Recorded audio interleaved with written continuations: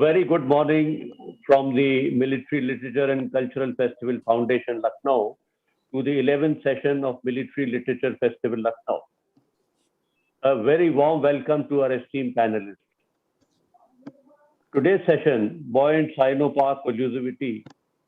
I now hand you over to General Chakravarti for conducting today's proceedings. Thank you. Ajay sir, over to you. Thank you, HK. It was very kind of you to have introduced us. Esteemed speakers, Chairman, Military Lit Fest Foundation, Lucknow, General HK Singh, participants of the webinar, ladies and gentlemen, a very good morning. On behalf of our Chairman, General A.B. Parmar, I welcome you all to today's webinar, Buoyant Sino-Pak Relations, Implications for India. I'm joined by the other members of the team Strive in conveying our sincere thanks to team of the Military Lit Fest Lucknow for considering us worthy of taking up the current subject for the deliberations.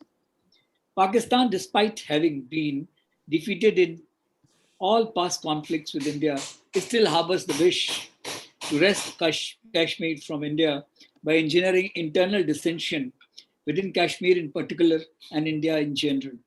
However, they are also well aware that with their current economic strength and the major power differential with India, her dream is likely not to see the light of the day. The current geostrategic equations are also not very favorable to them, and for them to indulge in any kind of misadventure will be at their own peril. That is why for the last few decades, they have been investing in their relationship with China, with whom India has adversarial relations due to boundary disputes. Over the years, the relationship between Pakistan and China has grown up in such a way that the geostrategic as well as economic interests of the two countries complement each other. Unfortunately, the strengthening of this relationship is becoming a major source of concern for India in more than one ways.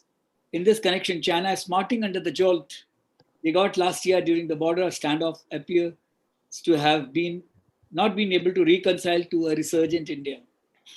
Both China and Pakistan feel that the flight of US from Afghanistan has created a new strategic void in the region, and this development, in their appreciation, has become a rude shock to India. This is partially true also, and India will have to come out with a strategy to deal with this growing geostrategic challenge on her own. I'm sure the speakers of today's webinar will be able to recommend a cogent strategy for India to cope with emerging challenges to her national security. Over to General Dushyant for further conduct of the webinar. Jai. Thank you, sir, and thank you, General HK, for having given the opportunity to Strive India to collaborate with Military Lit Festival Lucknow for conduct of this webinar. It's a matter of honor for Strive India to contribute to the laudable initiative. I dare say Lucknow is limited in its security experts community, and this initiative will go a long way in encouraging the people to think security as far as the Lucknow and the larger UP crowd is concerned. In fact, we are highly honored to have amongst us some of the leading national and defense security experts to speak on a subject which may appear common given its familiarity. In fact, everybody in India considers himself or herself as an expert on China and Pakistani matters. But the topic has assumed a greater importance given the recent Talibani resurgence and taking over of the government in Afghanistan. What impact will it have on the emerging China-Pakistan collusivity is a question which we need to answer very carefully, given the spate of targeted killings which Pakistan is resorting to, given the fact that China is intransient in its border talks. It has not been agreeing to the proposals which the Indian side has been proposing, given the fact that there are reports that there are Pakistani officers who are deployed opposite Tibet for conduct of WTC operations. given the fact that Pakistan is reorientating itself and its terror groups in form of renaming them to get them over the FATF constraints, such as renaming the LET and the JEM workers as the resistance force, etc. The targeted killings in Bangladesh. I think also the China-Bhutan agreement, which has recently taken place on the border issue. These are some of the issues which are of a great concern as far as the Indian national security is concerned. But before I invite Mr. Vikram to actually give his talk, allow me to introduce him very briefly. Although he needs no major introduction as far as the security community is concerned. Former officer of the Indian Police Service, 1974 batch, former DGP Uttar Pradesh, largest police force in the world, 190,000, which is larger than the strength of the Indian Air Force, was under his command. He's one of the most highly decorated police officers in the country. He finds his name in the Limca Book of Awards for being the highest, most number of awards being given to a police officer, and mostly most of them are actually gallantry awards. He directly worked for the modernization and induction of state-of-the-art technology and universal best practices to make police effective and people friendly. I would like to inform Mr. Vikram that I was also part of this initiative as IG operations NSG during the period of Plan 1, Plan 2, which was happening in the MHA. And I wrote the perspective paper for that. He's also rated as a star trainer and a speaker on issues related to security, man management, crisis resolution, team building, values and ethics. So he also belongs to the community of General Chaturvedi, myself, General Harsha Karkad of defense management. You know, we were all three instructors in HR. He completed his MSc from Allahabad University in 1972 and PhD from Kumaon University in 1990. He's currently the Chancellor of Noida International University. He has been guest speaker at over 50 prestigious national, international institutions, as well as highly valued and reputed multinational organizations. He's also a TED speaker on how youth can emerge as winners and innovations leading to the evolution of policing.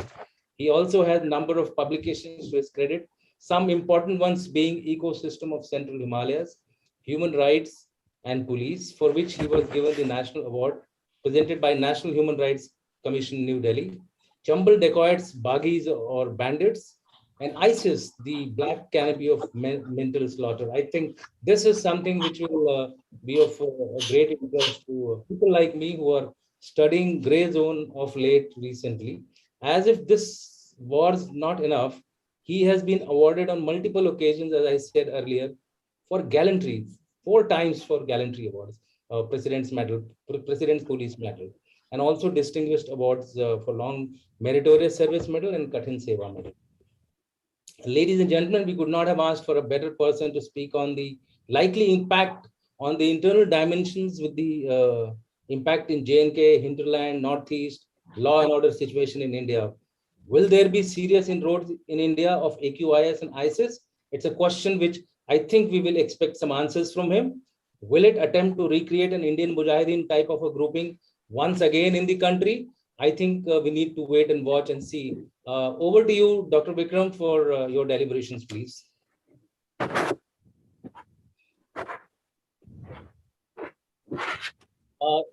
May I request the organizer to kindly... Right. Thank you, sir. Now I'm unmuted. God bless you, sir. Thank you so much for your very kind and elaborate introduction, General Dushyan Singh, sir. General Hemant, sir. General Chaturvedi, sir.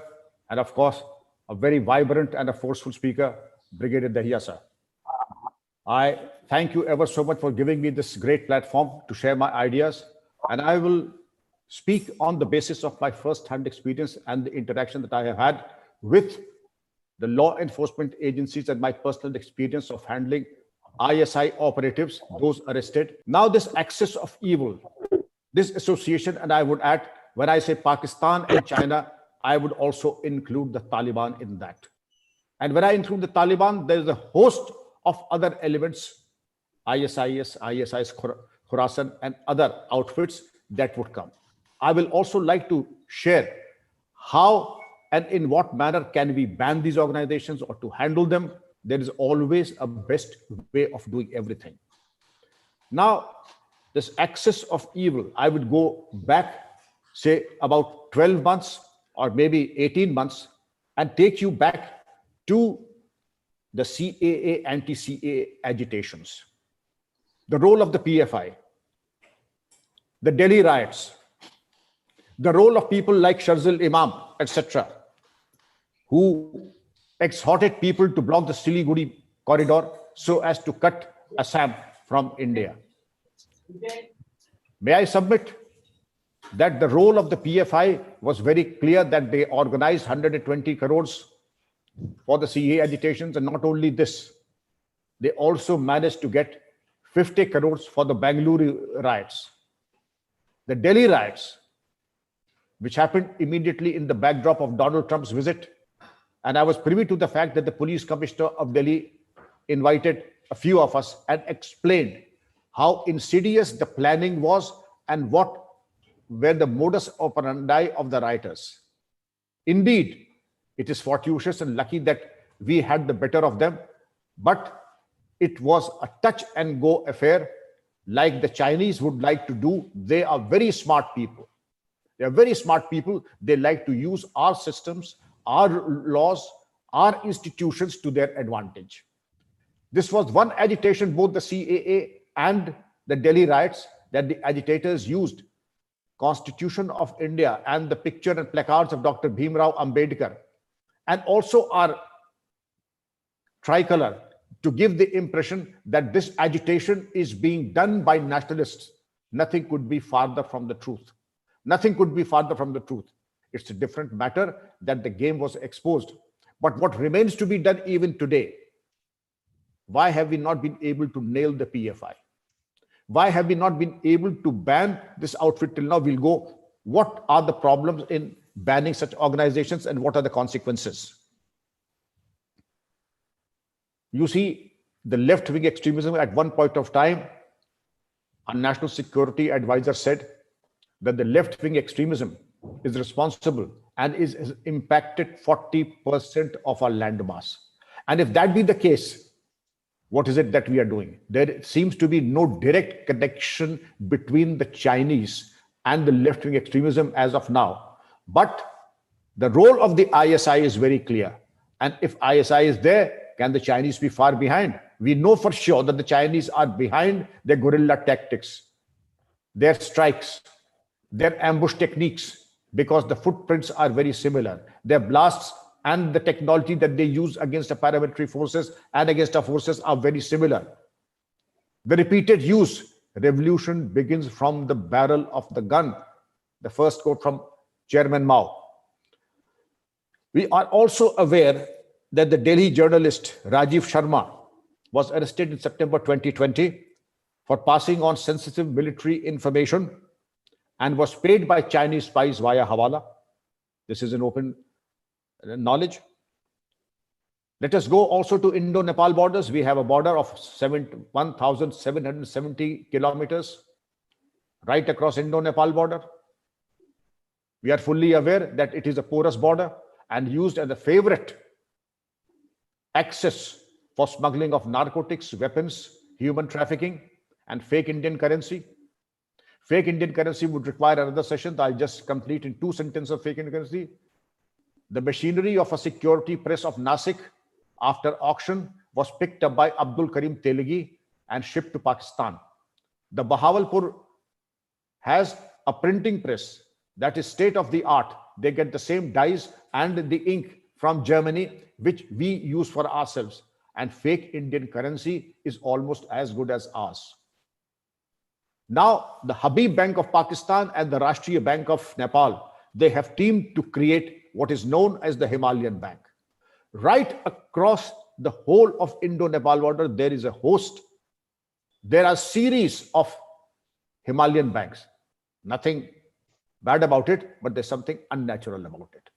The demographic changes, the unusual presence of the Himalayan Bank there, the proxy of which is the Habib Bank of Pakistan, to facilitate what? To facilitate exchange, storage of fake Indian currency. And we also have tried very hard to facilitate this. I'll tell you, give you a small example. A cashier of State Bank of India near the Gorakhpur area, Nautanwa, is there for the last 7 years. He has the reputation of being a Babaji, a very frugal man.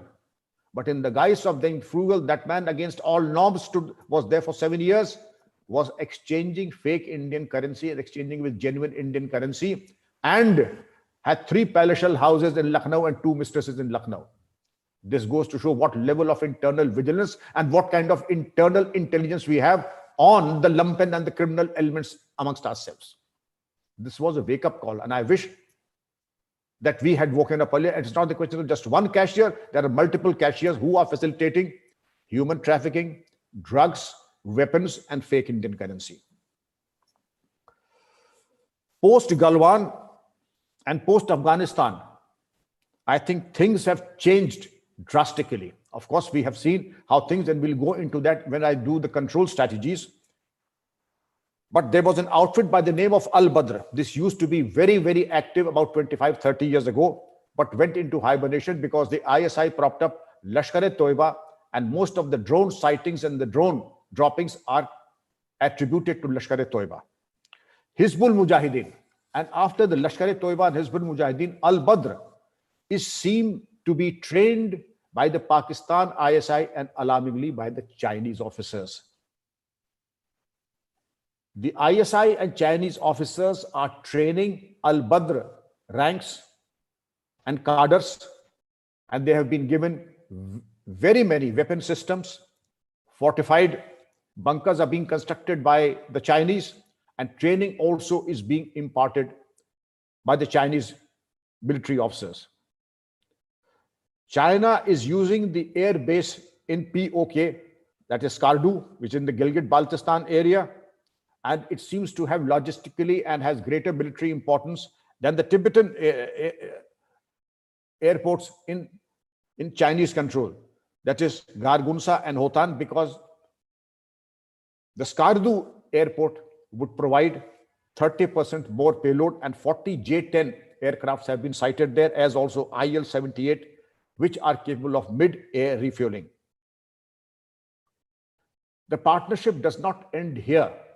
The partnership goes to in the diplomatic area, where China has brazenly and shamelessly supported the cause of Azhar Masood, a designated terrorist in the United Nations, not once, but multiple times. By record, it is estimated that there are no fewer than 40 sleeper cells that are operational in J&K. It is also known, when we come to the drugs and the narcotics, 84% of the world opium production is from Afghanistan, and the Taliban and the ISI are behind it. Pakistan, in any case, is a failed state, in whose, if the presidential mansion is let out for rent to generate revenue, if the president sells off the gift of a watch that he received by way of a gift for $1 million in Dubai, it speaks volumes about the stature of that failed and a rogue state. Under these circumstances, it should not come as a surprise that Pakistan ISI is behind the 84% of the opium trade that Afghanistan is generating. The arrest of 19-year-old Ali Babar Patra in Kashmir also has given voluminous information as to where we stand and what we need to do and what the course correction would require. Of course, time is less. I will conclude in the next 5-7 minutes with your permission, sir. Pir Panjal is again, the south of Pir Panjal is again an area of extreme concern, because 35% of our studies and analysis pertained to Kashmir Valley. But we must also realize that 35% of the incidents post 1990 have also happened in this area. And the hunt for militias in the Mendhar area, where 9 soldiers were martyred recently, also happens to be here.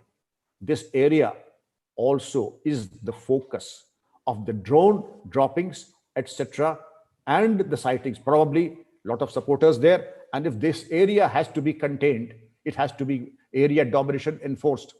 then the three factors that would require extreme importance and indulgence would be the geography, the terrain, and the demography. Under these circumstances, we have seen that what are the sensitive areas? What would be the requirement of area domination? What would be the technological upgradation? The recent impact that we have seen, that the ISI now has a 5-point charter to do in the next 90 days in India. The first is disrupt air services by infiltrating into the ATCs with their operatives, putting a pen drive into our systems and creating a mayhem as far as IT services are concerned, leading to air crashes maybe. Then targeted killing, as we have seen in Kashmir just now and in the Punjab maybe about 6 months ago, so as to create a communal divide, a sense of panic.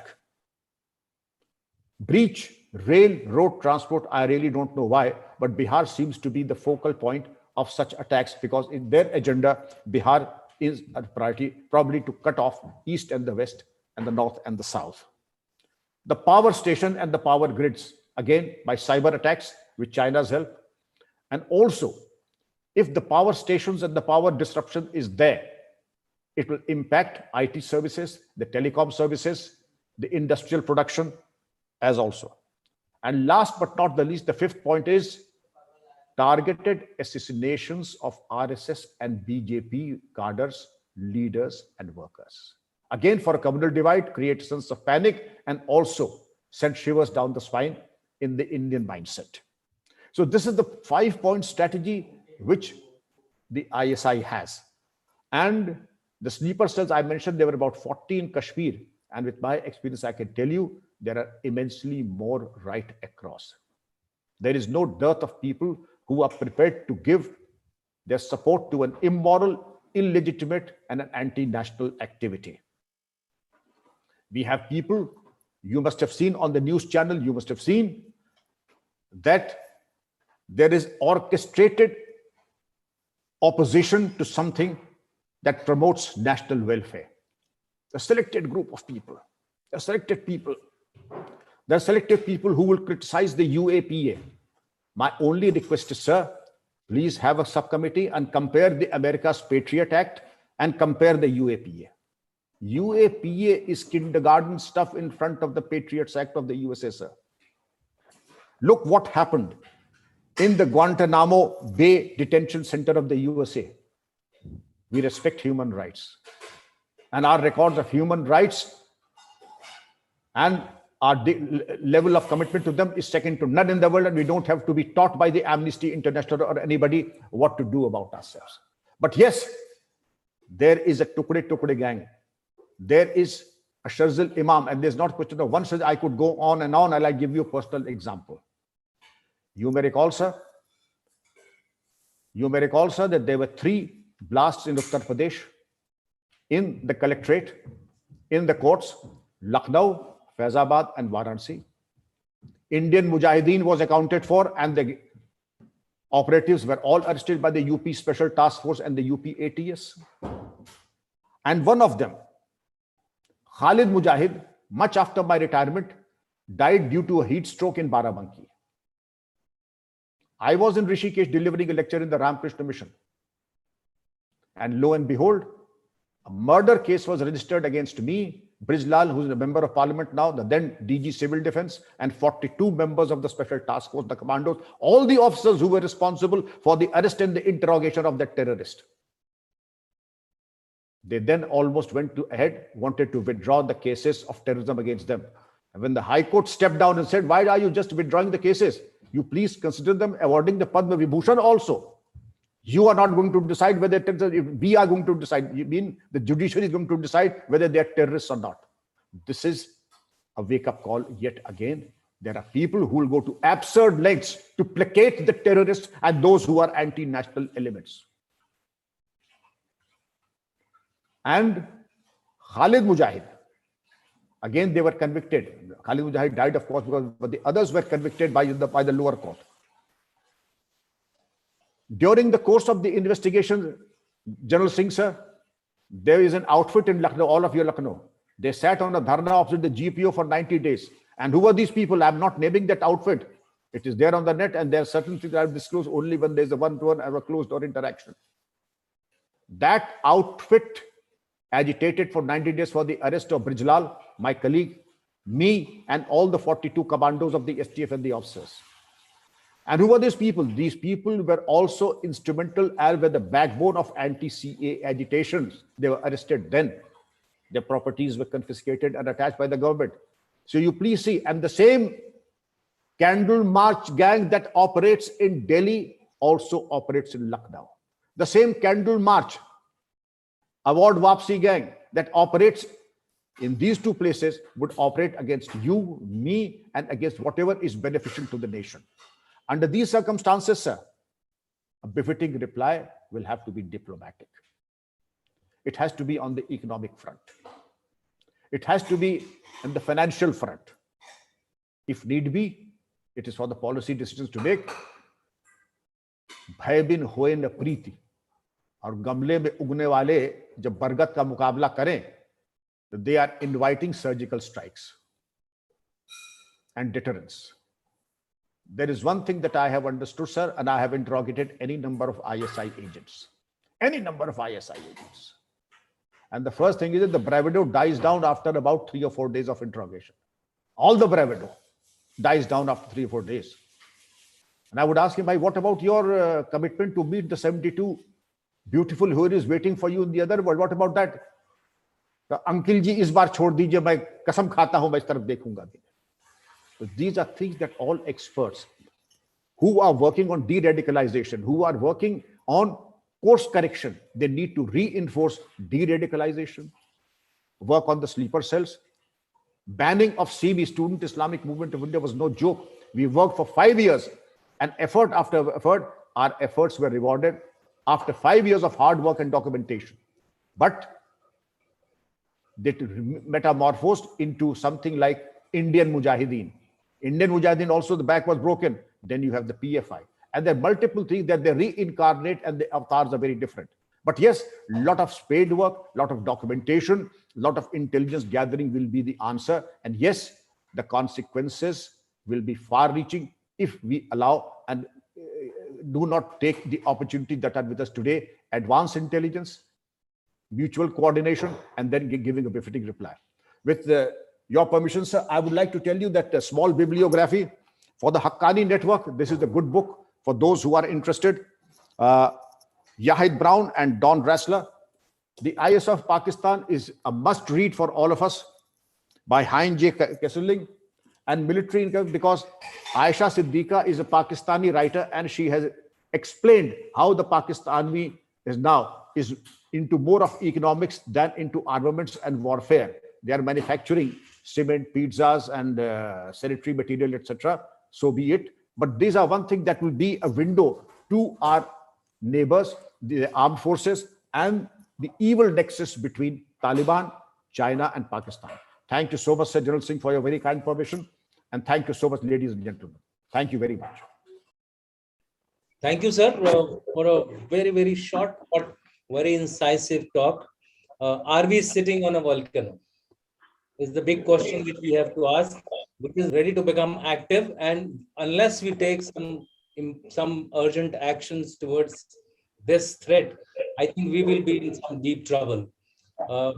As I always keep saying, internal security is an area which is ideally suited for gray zone war. And both Pakistan and China are past masters in gray zone war. With that, we will take on the next question, which is from Brigadier V.K. Narayanan. And it says, whenever an important leader from the USA visits our country, there has been security issues in the JNK. However, when President Trump visited in February last year, the problem shifted to Delhi. Why could this not be foreseen by our security planners and preventive action taken? I think Mr. Vikram would be able to elaborate on this particular question. Over to you, sir, if you'd like to respond. Thank you, sir. Well, I'm privy to certain very sensitive information, and I would not blame the Delhi police at all. The orchestrated manner in which the Delhi police was victimized and targeted both on the electronic media, the print media, and the other so-called NGOs who have a single point agenda. I would say that the advanced intelligence was there. They did make any, but I would say yes. If I were there, I would question why no preventive arrests, why no house-to-house searches to recover weapons, acid, and the fortifications on the rooftops. You do have the drone technology. You could also have the aerial. You had the aerial photographs. Then on those rooftops, but sitting in judgment after the incident is not very appropriate. They did, in fact, go, but I would say to their credit, it was tight rope walking. Any preventive arrest in a large measure or searches from house to house could also have precipitated and created another front, which the Delhi police could ill afford. And I would say, in the balance, I respect their judgment for not in a scale of 1:10. They did, as per my estimate, 4 out of 10. But going up to 9 out of 10 or 10 out of 10, perhaps could have opened the Pandora's box also. Thank you, sir. I will take one last question of Mr. Shankar Mahadevan, who was asked Dr. Vikram Singh. It's kind of a suggestion also. Given the intel available on such issues like Himalayan Bank, FATF relevant, has the central government agencies collated such content for use in information war against Pakistan and China? May be useful to develop suitable escalation models for the state police forces through RAW and IB to create content for ADGPI so that international narrative is created and controlled by ADGPI to influence the Western media, similar to how Pakistan and China have infiltrated Western media agencies. Is it possible to increase such content creation from every state to central ADGPI? Thank you. So over to you, Dr. Vikram sir. I think it is a very relevant point. So you could get the question. No, I got the question, sir. Okay. A very pertinent question, sir. That is also capacity building of the states. I'm fully aware the government of India, the IB, RAW, and everybody who matters in government of India is fully aware of the nexus between the Habib Bank, the Himalayan Bank, and the Rashtriya Bank. And the states, it would be unusually optimistic to expect that the states could take on the might of Nepal. But yes, they should be privy to the fact what insidious and criminal and anti-national activities they can possibly indulge in, their modus operandi, and how they can penetrate our security system. That is where the fault line is. And therefore, I think there needs to be a greater synergy amongst the states with the central agencies together to give a befitting reply to the ISI and the insidious designs across the border, not only from Nepal, but also from Bangladesh and Pakistan also, sir. He also spoke about information, this being used as an information tool to target Pakistan and China. So if you could throw some light on that. Certainly, sir. Should we indulge in such information being put into the open media and then, I think we are very observant and we fight by rules. Of course, we should fight by rules. There's a gentleman's way of conducting affairs even when we are exposed to rogues and failed states. But yes, there is documented evidence on the activities, illegitimate activities that can be very fruitfully used in the FATF documentation, as also against both the countries in exposing them, their nefarious designs, and also as a documentation in international fora like the United Nations also, sir. Thank you, sir. I think with that, we will like to close today's session because we are already, I think, 15 minutes beyond our time. But it was a very invigorating session with the participation by the participants also. With that, I would finally like to close today's webinar's deliberation and hand over to General Hemant for his concluding remarks. Thank you, our esteemed panelists, and thank you, our audience. It is a very serious situation. We only take it that we have to be alert and proactive. Before we close down, a word about the next week's sessions. Hegemony has always been there. So we will be discussing a book called Climate of Conquest by Dr. Pratyay Nath of Ashoka University. And there will be a PowerPoint presentation on the cartographics of Lucknow cantonment in the early days by Sonal Mittal. And on 31st, we will be discussing Success Through Madness, a conversation with some highly successful veterans. Thank you so much from the side of Military Literature Festival Lucknow and from the side of Thrive. It has been a great collaboration listening to all of you.